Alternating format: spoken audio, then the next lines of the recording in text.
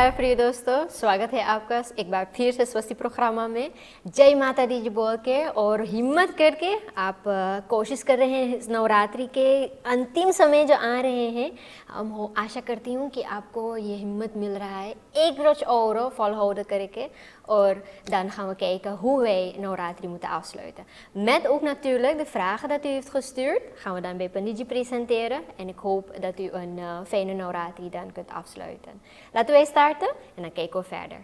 नमस्कार पंडित जी। नमस्कार दर्शनी जी। कैसे हैं आप पंडित जी? हम तो ठीक है, आप सुनाइए। पंडित जी हम बहुत मगन में है, मस्त में है, हिम्मत मिल रहा है, शक्ति मिल रही है पंडित जी। एक मिनट, आप मगन में हैं क्योंकि नवरात्रि की अंतिम रात्रि है इसलिए? नहीं पंडित जी, फिर आशीर्वाद और आशीर्वाद मिलना चाहिए ना। अच्छा, तो हाँ, तब जायज़ है। ये जानना चाहती हूँ भी मैं, हमारे प्रिय दर्शकों ने भी भेजे हैं प्रश्न ऐसे कि अंतिम समय जो आ रहा है तो बहन से जब मोई से हम नवरात्रि शुरू कर ली है तो आइंदा हम कैसे करें? अच्छा, ये प्रश्न है। चलो ठीक, जायज़ है। कुछ और लोग हैं जो कहते हैं हाँ आएंगे है आइंदा, अब हम वो शुरू कर सके खाई। राम राम राम, ऐसे भी पंडित जी कि सॉरी जी, ऐसे है भी पंडित जी कि कुछ दूसरे फ्राख भी आए हैं तो संदोर रिलेटेड हुए हैं नवरात्रि के बारे में। तो मैं भी आश्चर्यचकित हो गई हूँ कि ऐसे फ्राख कहाँ से आए हैं फिर से। आपको मैं बताऊं, हमारे ये दर्शक बड़ा चालाक होते जा रहे हैं। बहुत चालाक होते जा रहे हैं। आपने उनको चालाक कर दिया। आपने बहुत इन्फॉर्मेशन दे दी है पंडित जी। आपने कहा है बहुत ज्ञान भी अच्छा नहीं है, थोड़ा सा ज्ञान रह के भी बहुत ज्ञान होना चाहिए जी। मतलब फिर उस ook niet goed है पंडित जी। क्यों नहीं? हम मिसयूज कर सकते हैं ना पंडित जी। नहीं, हमारी तरह टकला हो जाएगा नहीं और कि तो हमारे तरह झड़ जाएंगे, थोड़े से झड़ रहे हैं पंडित जी। तो मैं आशा करती हूँ आशीर्वाद माता की इतना कृपा हो जाए कि हमारे बाल रुक जाएं झड़ने के लिए। ऐसे प्रार्थना भी कर सकते हैं ना पंडित जी? बिल्कुल है। अच्छा है। पंडित जी, तो ऐसे है कि अब तो एक रोज ही बाकी है, तो प्रश्न आए हैं कि अगर हमने नवरात्रि के फास्ता हमलन कर लिए हैं, hoe moet ik eindigen? भाई आपको जो है नवरात्रि का जो है अंतिम चरण में प्रवेश करना है। आप सबों ने बड़ी प्रेम पूर्वक शक्तिशाली होकर के, हिम्मत बटा करके, जुटा करके और मुट्ठी आदि बांध करके माँ की जो है व्रत की, पूजन की, अर्चन बंदन मंदिर आदि जाना शुरू की। अनेक यज्ञों में आप लोग गए। इस प्रकार से आप लोग अपना सहयोग दिए हैं माता को प्रसन्न करने के, माँ की आशीर्वाद कृपा को पाने के लिए। सराहनीय है। अब पूछे जाते हैं कि इसको अंत कैसे करेंगे? इसका तो अंत है नहीं, क्योंकि प्रत्येक दिन हमें माँ को देना चाहिए। अब आप ये बताइए, अगर माँ 9 महीने के बाद अपने पेट से हमको जो है जन्म नहीं देती तो क्या हम इस संसार में होते हैं? और 9 रात्रि 9 महीने के एक महीने के बराबर होती हैं। यानी कि 9 रात्रि का जो एक रात्रि होता है 9 महीने में से 1 महीना के बराबर जो है इसको देखा जाता है। अब आप पूछ रहे हैं कि इसको कैसे अंत करना चाहिए? अंत करने का मतलब है अपने आप का अंत करना। अंत करने का मतलब ये है कि अपने आप को मिटा देना। तो अंत नहीं करना है आपको, जो है बस सात्विक भाव से, प्रेम भाव से, जो नवरात्रि में हमने सीखे हैं उसी के आधार से हमें ये नवरात्रि आगे यानी कि बाकी के दिन माँ के आशीर्वाद समझ करके चलाना चाहिए। जैसे आपको प्रसाद मिला पूजा में जी, ठीक, आपने पूजा की, माँ को जो है बहुत सारे सामान आपने अर्पण की, आपको प्रसाद मिला। तो आप प्रसाद कैसे खाते हैं? जो हाथ में मिलते हैं पूड़ी में वही आप खाएंगे ना जी। या आप बर्तन में से निकाल करके चम्मच सीधे लगा करके खाते जाएंगे? जो हाथ में मिले। तो जीवन जो होता है नवरात्रि के बाद, शेष जीवन जो होता है, तो कहते हैं अब इसे प्रसाद की तरह जिए, इसको प्रसाद की तरह पाइए। एक दिन हमारा जो अब बचता है वो हमारे लिए प्रसाद हो जाता है जी। ये माँ की प्रसाद है हमारे ऊपर, हमारे जीवन में, कि इसी प्रकार से हम एक दिन जिए। तो अपना जीवन माँ के लिए जिए। माँ ने जो है स्वयं जाग करके, कष्ट सहन करके, स्वयं भूखी रह करके हम आप सबों का जो है पालन पोषण की है। तो अब हमारा फर्ज बनता है, हमारा कर्म बनता है कि माँ की जो है रक्षा करें, माँ की देखभाल करें। इसलिए हम माँ के लिए अब जागे, माँ के लिए काम को करें। पंडित जी, हमारे प्रिय दर्शकों ने बरमास वाला फ्राक भी भेजे हैं क्या? उनके बहुत शर्म लगे है पूछे के, लेकिन पूछना पड़ेगा क्योंकि हमारे प्रिय दर्शकों ने ये प्रश्न पूछे है कि 9 दिन अगर ये नवरात्रि जब चलते हैं, होते हैं, हम व्रत रखते हैं, is het dus eigenlijk, wordt het meer gezien als een straf, maar waarom per se in deze periode mag je geen omgang met je partner hebben? Navratri में जो है हम लोग व्रत करते हैं जी। और व्रत जो होता है, व्रत को मतलब है अपने आप को तपाना। U had dat gezegd. हाँ, जी, पिछले जी, सप्ताह मैंने जी, ये बात बताई, अपने आप को तपाना। अपने आप को तपाने का मतलब है अपने आप को हर प्रकार के स्वयं सुख के माध्यम से रोकना है। U moet uzelf van alle lusten bevrijden। जी, ठीक, अपने आप को रोकना, अपने आप को कंट्रोल में रखना है। अब आपसे कंट्रोल नहीं हो रहा है तो मैं आपको क्या बोलूं। लेकिन ब्रह्मचर्य का पालन, व्रत का सबसे पहला नियम है ब्रह्मचर्य पालन करना। ब्रह्मचर्य के बाद जो है जाकर के आपको जो है अब आसन को लेना है। आसन के बाद जो है आपको ध्यान में जाना है और ध्यान के अंतिम सीढ़ी जो होता है वहां पर उसका फल को प्राप्त करना, यानी सिद्धि को पाना। जी, तो ये 4 चरण होते हैं व्रत के लिए। तो व्रत में सबसे पहला ब्रह्मचर्य। तो ब्रह्मचर्य मतलब मांसाहारी से दूर, स्त्री के संभोग से दूर, पुरुष के जो है आत्मविलास में से दूर, स्वयं मैथुन से दूर और संसार के प्रत्येक जो है भोग से, यानी कि मुझे पोहा प्रिय है, मुझे दाल प्रिय है, इन जो अपने समस्त प्रिय वस्तु हैं इन सब से छुटकारा पाना, सादापन और केवल माँ की जो है भजन, ऐसे जीवन बिताना, इसी के आधार से हमारा जीवन बीतता है। तो ये हमें अपने आप को जो है सताने के, श्राप देने के या दंड देने के लिए नहीं है, ये अपने आप को और मजबूत और शक्तिशाली बनाने के लिए है। क्योंकि अगर इस ब्रह्मचर्य को पालन करने के बाद, इस आसन को धारण करने के बाद, इस ध्यान में भगवान को जो है मनन करने के बाद जो शक्ति, जो सिद्धि प्राप्त होता है, वे हमें जो है अंत काल तक भगवान के शरण में ले जाएगा। बहुत अच्छा है। Dus hij heeft वरना हम sowieso- संसार में भटकते ही रहेंगे। जी, जी.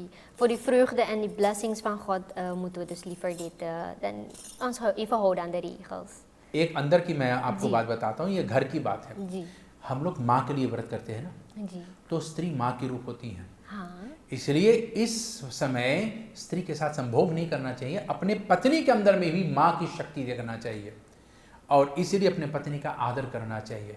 और यहाँ पर पुरुष जो है स्त्री के साथ संभोग करते हैं तो वो माँ की जो है आदर नहीं करती हैं। इसलिए इस नवरात्रि में इन सब कार्यों से अपने आप को रोकना होता है। लेकिन पंडित जी, तो ये थोड़ा सा नाइंसाफी ना होएगा जब औरतें, als we vrouwen in hun menstruatiecyclus dan zijn en het is Navratri, mogen ze dan niet meedoen met de Navraten of met het offeren van hun persaad of dergelijke dingen. Gelijk dhyan rak sakega.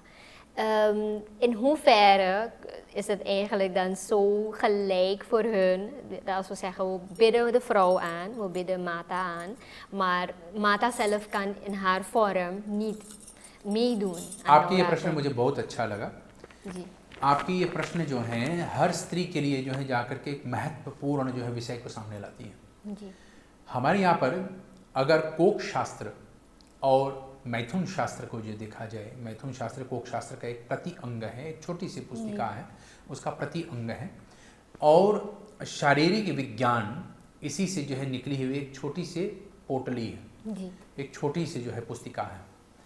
इसके आधार से अगर देखा जाए तो यहाँ पर बताते हैं कि अपने शरीर को पहचानें। अपने शरीर को पहचानने का मतलब यह है कि हमको अनुभव हो जाता है अपने आप को जानने के कारण से कि हमारे साथ क्या होने वाला है, जी, पहले से अनुभव कर सकते हैं। अब मान लिया जाए किसी का बीपी डाउन हो रहा है तो वो पहले से सुबह ही जाग करके उसको जो है दिन थोड़ा धीरे धीरे जाएगा, क्योंकि शरीर पहले से वहाँ पर पहचान दिलाना शुरू कर देता है। आपको संकेत मिलेगा कि शरीर में कुछ कमी है, कुछ ढीलापन चल रहा है। गाड़ी ऐसी थोड़ी बिगड़ता है, गाड़ी का बिगड़ने का मतलब यह है पहले से थोड़ी सी आवाज़ देगी। आवाज़ देने के बाद जो आप जो है मशीन का ढक्कन खोलेंगे और देखेंगे भाई आवाज़ कहाँ से आया। शरीर भी इसी प्रकार से आवाज़ देती हैं, हालांकि वो थोड़ा धीमा हो जाती हैं, कमज़ोर हो जाती हैं और तब आवाज़ देती हैं। लेकिन हम लोग क्या करते हैं, जो औषधि हमें इन परिस्थितियों में कि हमारे बाधा कुछ ना बने, कि मैं माँ के लिए व्रत कर सकूं और नवरात्रि के पर्यंत हमें 9 दिन तक जो है जाकर के रजस वाला ना होना पड़े, ऐसा जो है औषधियों को हम लोग काम में नहीं लाते, जबकि हमें लाना चाहिए। अगर स्त्री नवरात्रि के चलते समय जो है रजस वाला हो जाती हैं, अनखस्तात हो जाती हैं, तो उसका केवल एक कारण होती है कि जो दवा उसको लेना है वो दवा नहीं ले रही है, और वो दवा है केवल शहद होने। अगर हम नवरात्रि के शुरू होने से पहले शहद लेना शुरू कर दें तो हमारा सिकलस जो होता है वो स्थगित होता है, अस्थायी हो गया जी। और यही हम नहीं करते हैं। गाड़ी के अंदर में ऑयल नहीं डालेंगे, उसके अंदर में तेल नहीं डालेंगे, उसके अंदर में पेट्रोल नहीं डालेंगे तो गाड़ी कितना दूर चलेगा, कहीं ना कहीं जाकर के रुक जाएगा। ठीक हमारे आपके जीवन में यही परिक्रिया आती हैं कि हमको जो प्रकृति के औषधियाँ हैं, द नातुर्लक इंग्रेडिएंट जो है हमको लेना है वही हम नहीं ले रहे हैं, इसलिए हमारे कर्म में ये बाधा बन जाता है, ये हमारे लिए रुकावट बन जाता है।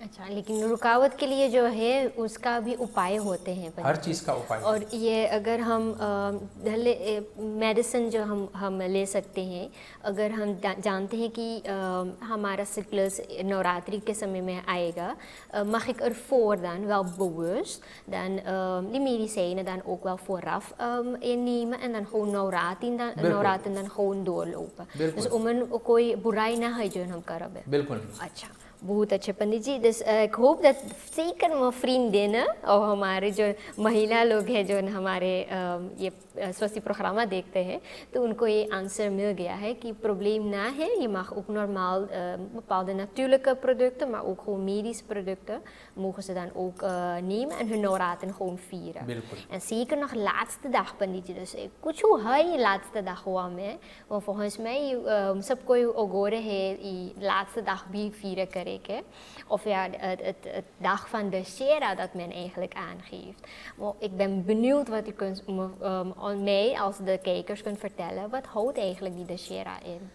दशहरा का तात्पर्य होता है कि 10वां तिथि जी और दशहरा, जी इसमें दो कारण हैं, दो शब्द मतलब एक शब्द में दो पहचान होता है कि 10 से 10वां तिथि, de 10e maandag, het is niet de maandag van de dag na zondag, 10वां तिथि, de maangesteld dag, ये 10वां दिन होता है। और दशहरा, हरा मतलब निकालना, क्या 10 निकला है, 10 मोड़ी निकला है जी, वो तो रावण हो गए। हाँ, तो रावण का जो है 10 सिर कट जाता है, इसी को दशहरा कहते हैं। तो दशहरा होता है अपने अंदर के हर प्रकार के अवगुण को दूर करने के लिए, काम, क्रोध, ईर्षा, जलन, द्वेष, अवनिवेश, ममता, माया, मोह, इन सब को दूर करने के लिए ये 10 प्रकार की जो है बेड़ियाँ जो हमारे जीवन में होते हैं, जो हमको भक्ति से, पूजा पाठ से, भगवान से दूरी रखता है, इनसे बचने के लिए, ताकि भगवान हमें मिले। जी Penny ji, dan speelt er op dit ogenblik een issue hier in Suriname, geloof ik. Want in India wordt er heel vaak Dashera gevierd doordat ze dan Rawan verbranden. Maar hier in Suriname wordt er dus ook wel nu gevraagd in hoeverre mogen wij ook een Rawan pop maken. तो रावण के पुतले को हम अगर बना के और उनको जलाएंगे तो ये क्या मुमकिन है, या hoeveel slaat het terug op die rituelen en tradities die horen tot om de Dashera te vieren? 3 प्रवचन में जो मैंने भारत में भी की हैं, एक है कोट द्वार में, एक है रतलाम में और एक है काशीपुर में। 3 जहाँ पर जब मैंने प्रवचन किए हैं जगदीश पांडे जी के साथ में रहे, तो मैंने वहाँ पर एक प्रश्न किया। राम जी ने रावण को मारने के बाद प्रायश्चित किया क्योंकि उनके हाथ से ब्राह्मण का हत्या हुआ। जी। अब मैं आपके पुतला बना लूं, किसी विद्वान का जो है, रावण को जो महापंडित कहते हैं, विद्वान है, उसके अंदर में अहंकार और काम जो है ज़्यादा होने के कारण से वो पदभ्रष्ट हो गए। इससे हमें ज्ञात होता है कि हमें अपने अंदर की कामना को और अपने अंदर की क्रोध को, इन दोनों को काबू में रखना चाहिए। जो इसको काबू में नहीं रखते हैं वो भटक जाते हैं, वो नष्ट हो जाते हैं। राम जी ने रावण को जो है अनेक अनेक प्रकार के मौका दिए हैं, उपाय दिए हैं कि रावण अब से संभल जाओ, अब से वापस आ जाओ, सीता को वापस कर दो, तुम मेरी शरण में आ जाओ, मैं तुम्हें क्षमा कर दूंगा, तुम निष्कंठ रूप से तुम राजा बन करके संसार को चला सकते हैं। परंतु रावण के अहंकार उनको झुकने नहीं दिया और स्त्रियों के प्रति आकर्षित होना रावण को जो है काम रूप से जो है छुटकारा नहीं मिला। तो राम ने जो है देखा, जब रामायण में गोस्वामी तुलसीदास जी भी लिखे हैं कि राम जी ये विभीषण से कहते हैं कि कौन मुझे पाता है। तो विभीषण जब पूछते हैं कि प्रभु क्या आप मुझे स्वीकार करोगे, मैं तो राक्षस वंश का हूँ, मैं रावण का भाई हूँ, आपके शरण में आया हूँ, आप मुझे स्वीकार करोगे। तो राम जी वहाँ पर कहते हैं कि मुझे केवल संसार में एक चीज़ प्रिय है, एक ही चीज़ प्रिय है, मेरे सामने छलबल मत करो, मेरे सामने छलबल मत करो। छलबल माने धोखाबाजी। जो है वही है, जो नहीं है उसे दिखाने की कोशिश मत करो। तो राम जी कहते हैं कि निर्मल जन जन सो मोह पावा, मोह कपट छल छिद्र न भावा। राम जी कहते हैं मुझे कपट छल और छिद्र ये तीनों मुझे बिल्कुल नहीं शोभता है, मैं नहीं चाहता हूँ, मेरे सामने जो कपट छल और छिद्र लेकर के आएगा वे मुझसे दूर रहेगा।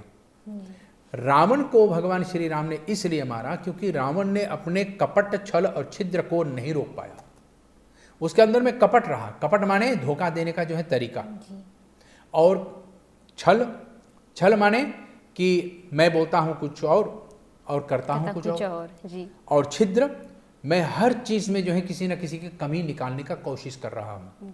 ये वो है, वो ऐसा है, जिसको हम निंदा भी समझ रहे हैं, या किसी को जो है इस प्रकार से सामने प्रस्तुत करना जिससे लोग जो है उसके ऊपर गाली देना शुरू कर दे, उसका तू मैं करना शुरू कर दे। ठीक, यही छिद्र है। तो भगवान श्री राम कहते हैं अगर तुम किसी को बना नहीं सकते तो बिगाड़ो को क्यों, तुम बिगाड़ो मत। इसलिए मोह कपट छल छिद्र न भावा, कि मुझे यह कपट छल छिद्र नहीं चाहिए। अगर तुम मेरे शरण में आते हो तो इन तीनों को छोड़ो और मेरे शरण में आओ। राम ने रावण को इसलिए मारा, ना कि उसके 10 सिर होने के कारण से। राम ने रावण को इसलिए मारा क्योंकि उसके अंदर में कपट रहा, छल रहा, छिद्र रहा। तो कपट कौन सा रहा? राम को जो है स्त्री के चोरी करने से क्षमा किया जा सकता था, रावण को क्षमा किया जा सकता था, लेकिन रावण ने जो है साधु का वेश धारण किया, इसलिए समस्त साधुओं का अपमान किया। इसलिए भगवान ने सोचा कि अगर मैं इसे कोई पाठ ना पढ़ाऊं, कोई दंड ना दूं, तो समाज का आदत बन जाएगा और ठगने के लिए साधु के रूप में सब लोग आ जाएगा। तो इसलिए रावण को जो है भगवान श्री राम ने मारा। लेकिन अब लोगों के अंदर में ये आ गए हैं, और यही मैंने कोटद्वार और रतलाम में और काशीपुर में भी लोगों से बोला कि भाई हम क्यों रावण को मार रहे हैं? मैं राम तो नहीं हूं। किसने हमें यह अधिकार दे दिया कि मैं रावण को मार सकता हूं? जब राम ने रावण को मारा तो राम ने अश्वमेध यज्ञ करके ब्रह्म हत्या से बचने के लिए, ब्रह्म हत्या से छुटने के लिए प्रायश्चित यज्ञ किया। तो हम रावण के पुतला को मारकर, जलाकर हम इस प्रायश्चित से कैसे मुक्त होंगे?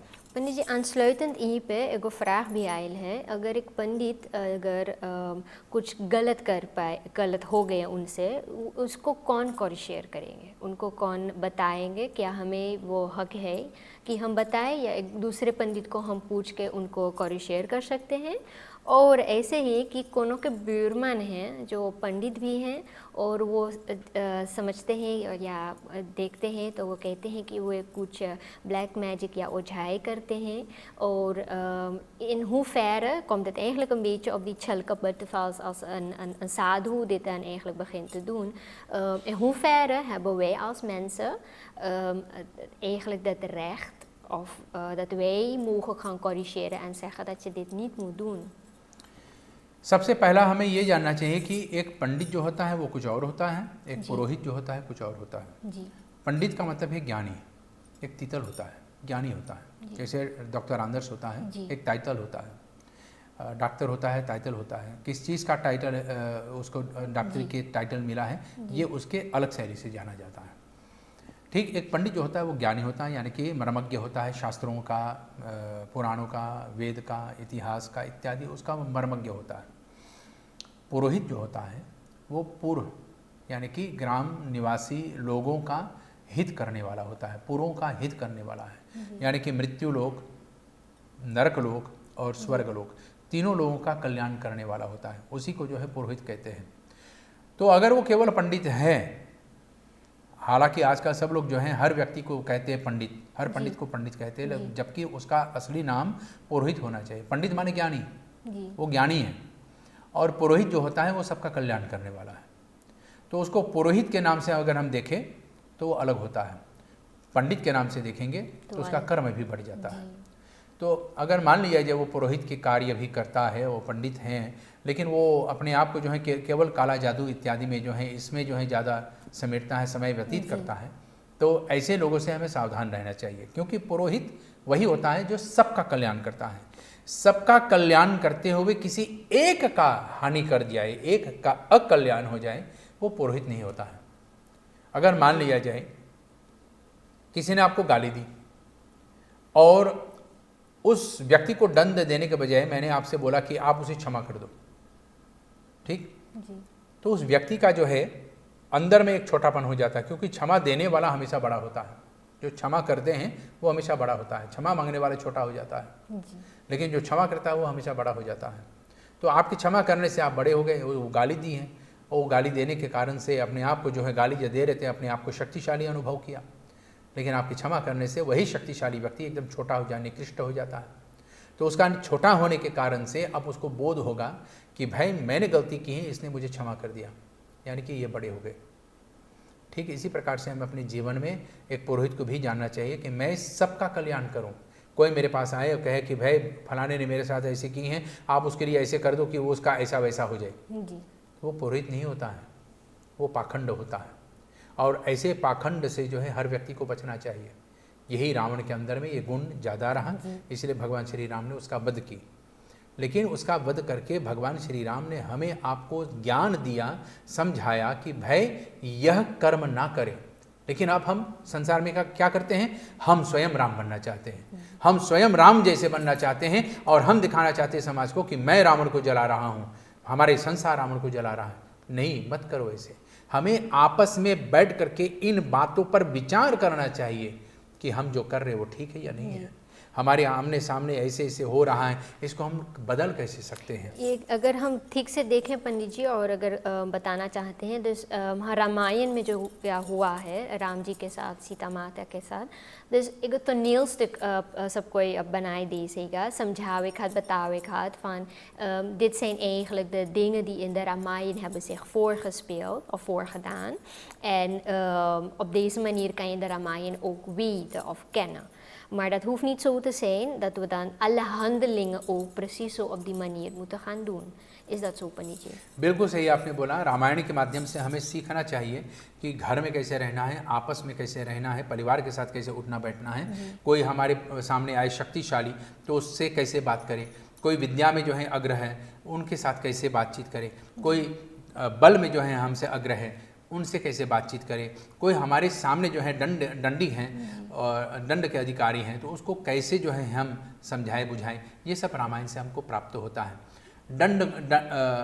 अत्याचारी को कब दंड देना है, किसी निरपराध को किस प्रकार से उनकी सुरक्षा करना है, और किस प्रकार से संसार में जो है धर्म को फैलाना है, किस प्रकार से भ्राताचार जो है संसार में बढ़ें, किस प्रकार से एक दूसरे के साथ जो है आदरपूर्वक रहें, ये रामायण से सीखा जाता है। और इसे अपने जीवन में दोहराना चाहिए, अपने जीवन में उतारना चाहिए, ना कि मैं राम बन जाऊं और रावण को मैं जलाने चलूं।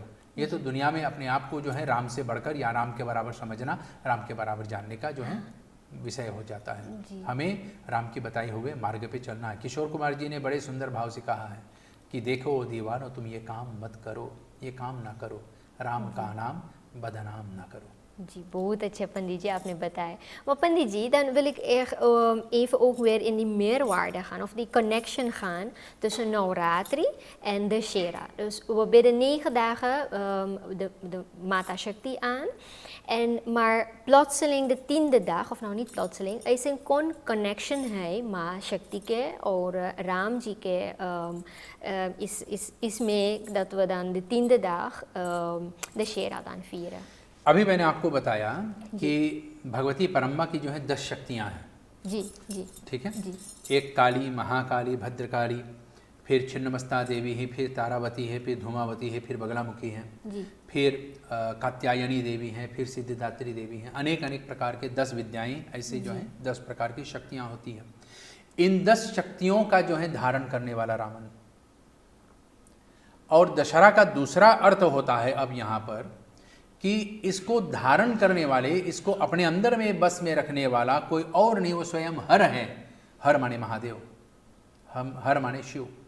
तो इन शक्तियों को जो है कंट्रोल में जो रखता है वो शिव है। इसलिए इन शक्तियों को अपने जीवन में उतारने का साधन यही होता है कि हम कैसे इन शक्तियों को जो है अपने अंदर कंट्रोल में रखें और शिव की कृपा को प्राप्त करें। इस विषय को जानना है।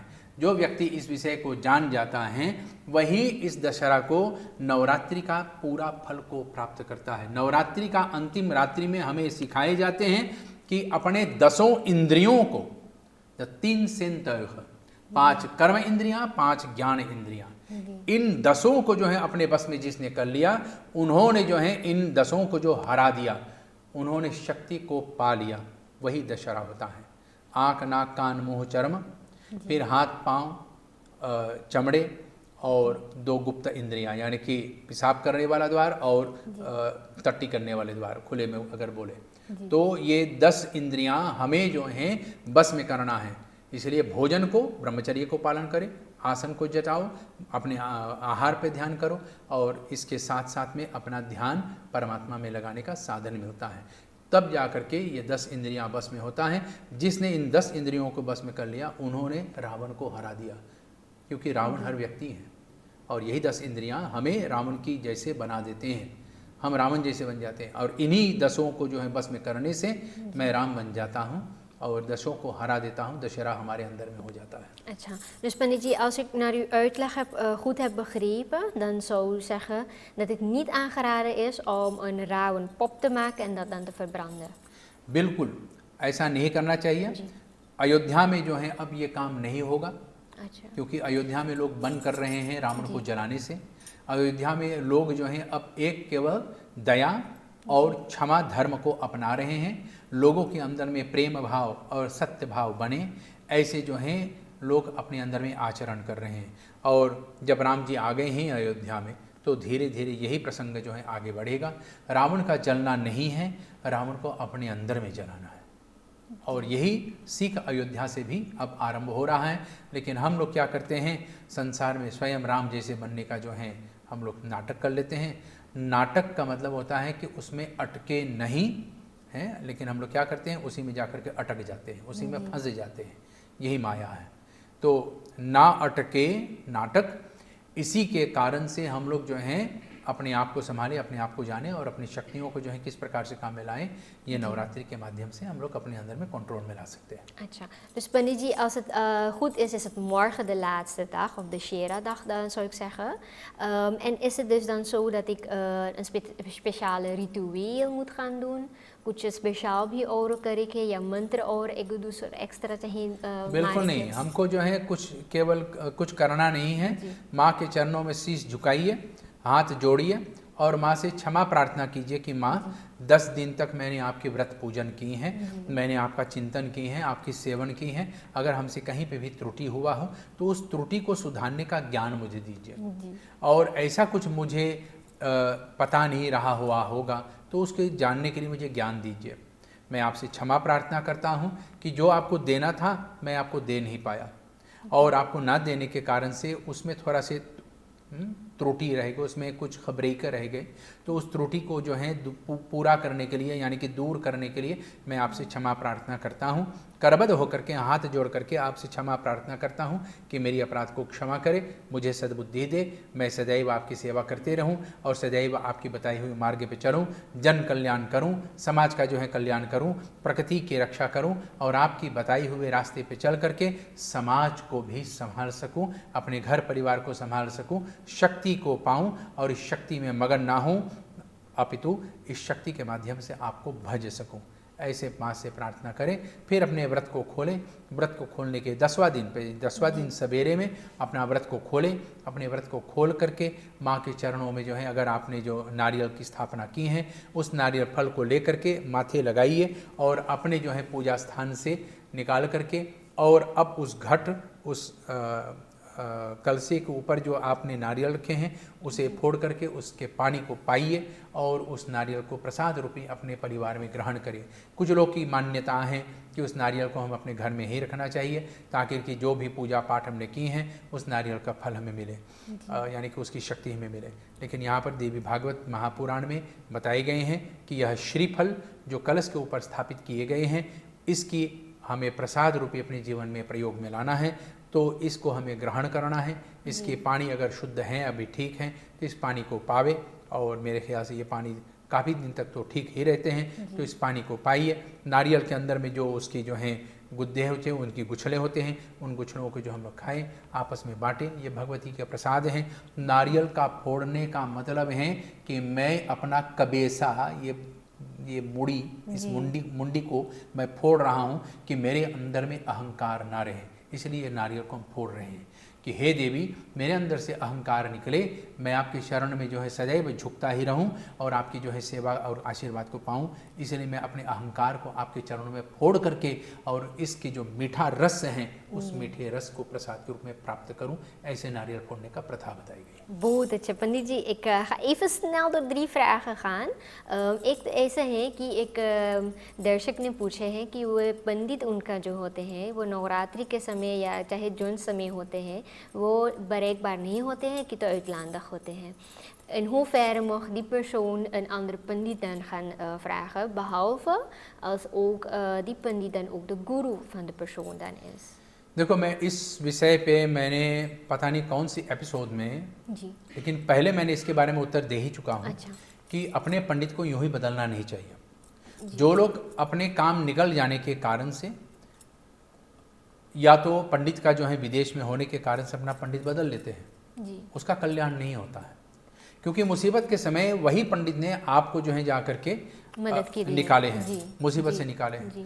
और आज वह पंडित अपने किसी निजी काम के लिए, पढ़ाई के लिए, अपने गुरु सेवा के लिए या तो फिर किसी और कार्यवश विदेश में रहा, तो उस विदेश में जाने के कारण से हमें अपने पंडित को बदलना नहीं चाहिए। हमें अपितु उस पंडित से जो है आदर भाव पूर्वक प्रश्न कर लेना चाहिए कि पंडित जी आप कब तक आ जाएंगे, मुझे कार्य कराना है, आप रहेंगे या ना रहेंगे, आपके ना होने के कारण से आप मुझे कोई उचित पंडित बताइए जिसके माध्यम से मैं ये कार्य कर सकूं। जो अपने पंडित को बदल देते हैं, यूँ समझो कि आपने अपने भगवान को बदल दिया। क्योंकि आपके घर के पंडित जो हैं जिस प्रकार से आपके देवी देवताओं को जो है सेवन, अर्चन, बंदन, पूजा, स्तुति, पाठ करते थे, जिससे आपके देवता प्रसन्न होते थे, वो अन्य दूसरा पंडित नहीं कर पाएगा शायद। अगर उसने ठीक उसी प्रकार से कर लिया तो चलो ठीक, लेकिन जब तक आपको अपने पंडित से आशीर्वाद की प्राप्ति ना हुआ तब तक आप दूसरा पंडित ले ही नहीं सकता है। जी, आप ले ही नहीं सकते हैं। या तो आपके पंडित ने आपके बोला कि भाई आप ले लीजिए, किसी और अन्य पंडित से करा लो, मुझसे नहीं हो पाएगा, मैं नहीं रहूँगा, इत्यादि इत्यादि, आप आगे से किसी और पंडित से कराइए तो आप करा सकते हैं, जब तक आपके पंडित जी आपको अनुमति न दे। जी, ये एक है। और दूसरा ये है, लोग भूल जाते हैं कि एक दिन पंडित का भी आता है कि जब बूढ़ा वो हो जाता है, तो जब तक वो जवान रहा, सशक्त रहा, शक्तिशाली रहा, वो सबका कल्याण करता था। लेकिन आज वो बूढ़े हो गए तो उस पंडित को जो है जजमान भी भूल गया, उसको देखते नहीं। जिसका जो पंडित रहा उसका वो दायित्व, उसका धर्म बनता है कि अपने पंडित का भी रखवाली करे, अपने पंडित का सेवन करे।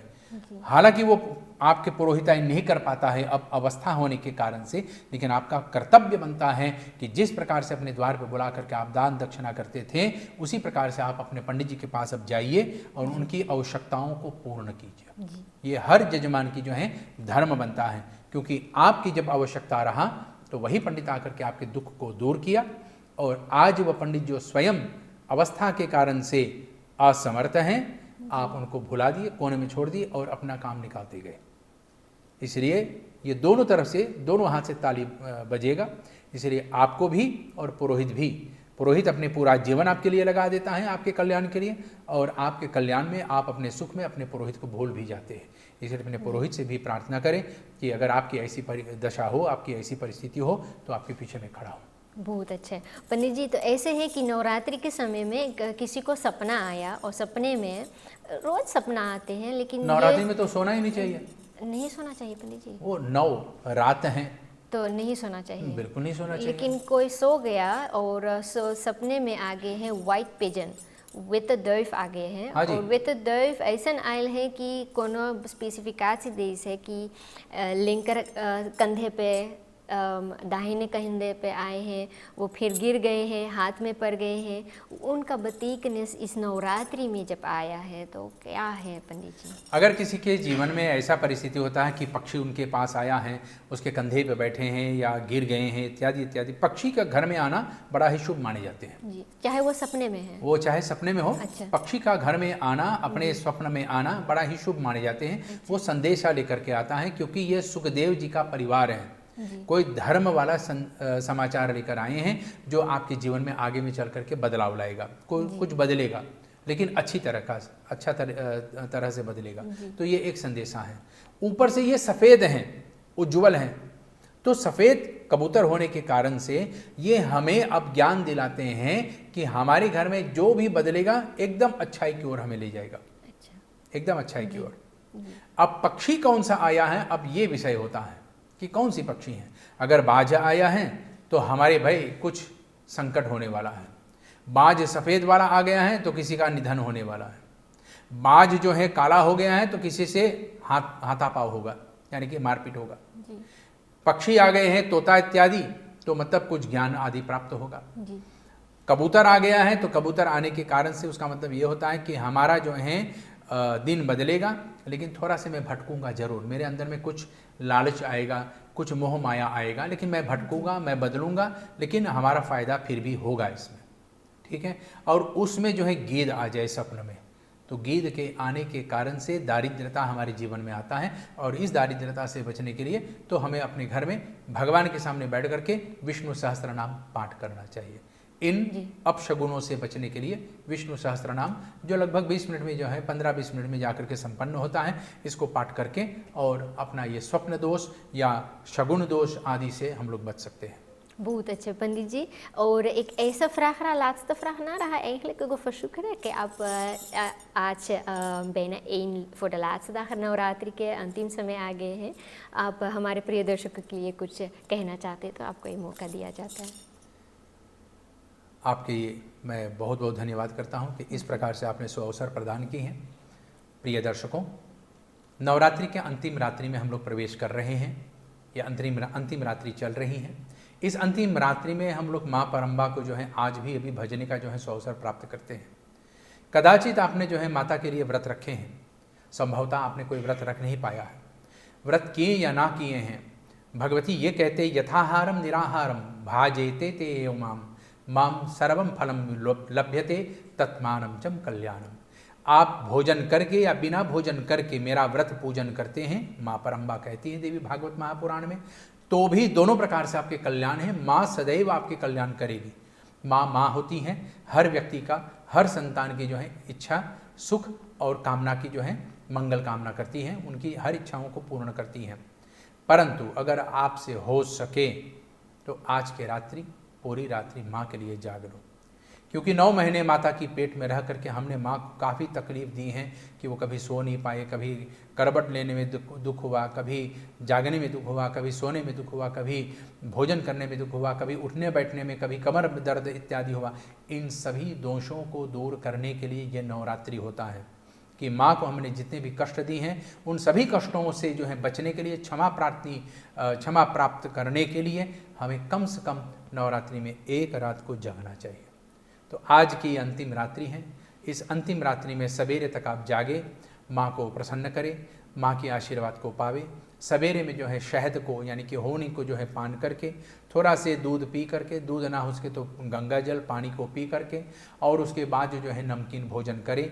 इस प्रकार से आप अपना व्रत खोल करके और अपना जीवन को आगे बढ़ा सकते हैं। परंतु अगर हो सके तो आज के रात्रि जितनी देर आपसे बन सके माँ के लिए जागे और माँ के लिए भजन लगाइए, चालीसा पाठ कीजिए, भजन सुनिए। माँ की जो है, अगर भक्ति मूवी है आपके पास, भक्ति मूवी ही लगा करके सुन लो, ठीक है, उसी को देख लो। कथा है, आप कथा ही देख लो, इससे आपका कल्याण होता है। तो नवरात्रि जो आप इस तरह से मनाए हैं, मैं आपकी जो है सराहना करता हूँ। माँ से यही प्रार्थना करता हूँ कि आपके जीवन में जितने भी कष्ट रहे होंगे, माँ आपके कष्ट को निवारण करें और कहते हैं पुत्र को पुत्र भवति, माता को माता न भवति। भले संतान नालायक हो जाएं, लेकिन माँ कभी नालायक नहीं होती हैं। अपने बच्चों को जो है, चाहे वो अच्छे या बुरे हैं, दोनों के लिए उतनी ही प्रेम करती हैं। मंदोदरी ने विभीषण के लिए भी रोए, मेघनाद के लिए भी रोए, कुंभकर्ण के लिए भी रोए और रावण के भी लिए रोए हैं। अपने समस्त पुत्रों के लिए जो है अहिरावण महिरावण, और जो हैं अक्षय और कुमार के लिए भी रोए, मेघनाद के लिए भी रोए, लेकिन अपने जो उनके देवर जी हैं विभीषण, उनके लिए भी रोएं, क्योंकि उन्होंने जो है जा कर के राक्षस वंश का जो है उद्धार कर दे राम जी के चरण में जाने से। तो माँ जो है हमें सद्बुद्धि देती हैं। बुद्धि के रूप में माँ हमारे आपके अंदर में विद्यमान है, वे बुद्धि के रूप में, ज्ञान के रूप में माँ हमारे आपके शरीर में वास करती हैं। इस बुद्धि का आदर कीजिए, इस ज्ञान का आदर सम्मान कीजिए, प्रेम के साथ सबके साथ रहिए, और वही प्रेम जो माँ 9 महीने अपने बच्चों को देती हैं कि मैं तुम्हें इस संसार में जन्म दे करके सुख दूंगा, वही सुख हमें भी संसार में देना होगा। और वही सुख माँ की जो है हमें अपनाना है, एक दूसरे के साथ सुख को बांटने से। तो आप सुख को बांटिए, एक दूसरे को क्षमा कीजिए, और एक रात जितनी देर आपसे हो सके माँ के लिए जाग करके स्तुति पाठ कर लें। इन्हीं शब्दों के साथ धन्यवाद, शुभ रात्रि, और माता की जो है आशीर्वाद आपके ऊपर बरसते रहे। तथास्तु। बहुत बहुत धन्यवाद पंडित जी, हम फिर मिलेंगे अगले एपिसोड में। धन्यवाद। तो प्रिय दर्शकों, आपने सुने हैं बहुत अच्छा बोझ खाप दिए हैं पंडित जी ने, और इसी के साथ मैं आपको भी शुभ रात्रि कहती हूँ, और हम फिर मिलेंगे अगले एपिसोड में। नमस्कार।